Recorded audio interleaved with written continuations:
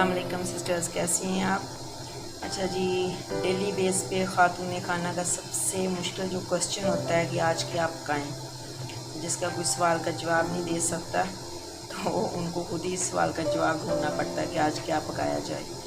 तो आज मेरे घर में सालन बचा हुआ था आलू गोश्त का, तो उसका मैंने सोचा कि आज इसको फिर मैं चावल बनाती हूँ, बीच में आलू डाल के, और साथ कुछ थोड़ा सा बिरयानी का टच भी हो जाएगा। चलें देखते हैं कि अब कैसा बनता है इंशाल्लाह। तो मेरा तो आज सवाल का जवाब जो मिल गया कि आज मैंने बचा हुआ जो सालन है उसको इस्तेमाल करना है और एक नई शक्ल बना के पेश करनी है घर वालों के सामने। लेट्स सी कि कैसा बनता है इंशाल्लाह। चलें स्टार्ट करते हैं जी। सबसे पहले देगचे में मैंने डालना है कुकिंग ऑयल, डालना है। कुकिंग ऑयल डालने के बाद फिर इंशाल्लाह इसमें मैं अदरक लहसुन का पेस्ट वो डाल रही हूँ। इसको ज़रा ब्राउन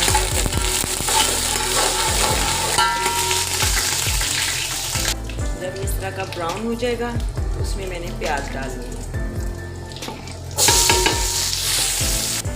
प्याज जब भून रही होती हैं आप तो उसमें फिर आप नमक डाल दिया करें, इससे फिर प्याज जल्दी भून जाती है, उसको देर नहीं लगती। जितना भी आपने अपने अकॉर्डिंग टू टेस्ट नमक जितना डालना आप इसके अंदर नमक डाल दें। थोड़ा सा साबुत जीरा डाल दें। ये देखिए मैंने नमक डाला है और फ़ौरन ही प्याज ब्राउन होनी शुरू हो गई है। मुझे ज़्यादा इसका वेट नहीं करना पड़ेगा। मैं हल्का सा पानी का छींटा डाल के ऊपर ढक्कन दे दूँगी ताकि वो चावल के जो एक अरोमा होता है वो आना शुरू हो जाएगा।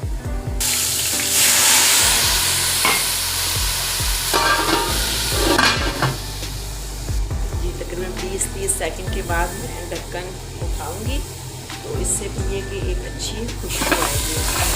ये देखो इसके अंदर मैंने डालने हैं टमाटर,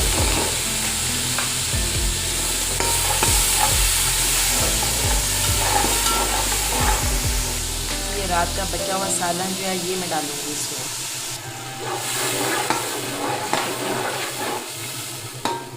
मटन का था सालन, थोड़ा सा शोरबा बचा हुआ था और ये फिर मैंने इसके अंदर डाल दिया। थोड़ा सा बिरयानी मसाला डाला है, अपने टेस्ट के हिसाब से आप डाल लें। आलू धो के मैंने पानी में डाल के रखे थे ताकि ये काले ना हो जाए। तो अब इनका पानी निकाल के तो मैं उस मसाले में अच्छी तरह भून लूँगी आलूओं को।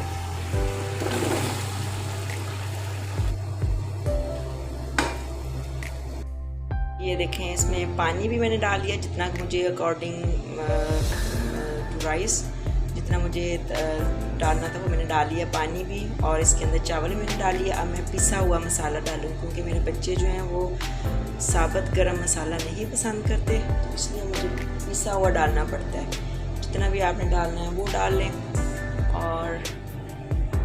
और फिर थोड़ा सा लेमन का जूस आपने निचोड़ना है, इससे चावल आपका खड़ा खड़ा रहेगा। इस स्टेज पे आके अपना नमक और मिर्च वगैरह जो भी आप चेक कर सकती हैं कि कितना आपको चाहिए। नमक अगर कम है तो आप और डाल सकती हैं, और बहुत हल्की आंच पे आप इसको दम पे रख दें जी। अब हम दम उतारेंगे। ये देखिए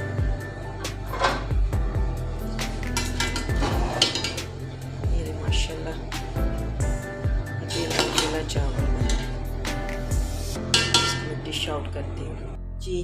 फाइनली दम से उतार के डिश आउट कर लिया गया, और ये साथ चटनी बनाई है पुदीने की, और इसमें मोरिंगा भी मैं शामिल करती हूँ। अदरक, लहसुन, पुदीना, हरा धनिया, मोरिंगा जो कि मेरे अपने घर में लगा हुआ है ताज़ा, तो वो काट के पीस के थोड़ी सी काली मिर्च इसमें डाल ली है।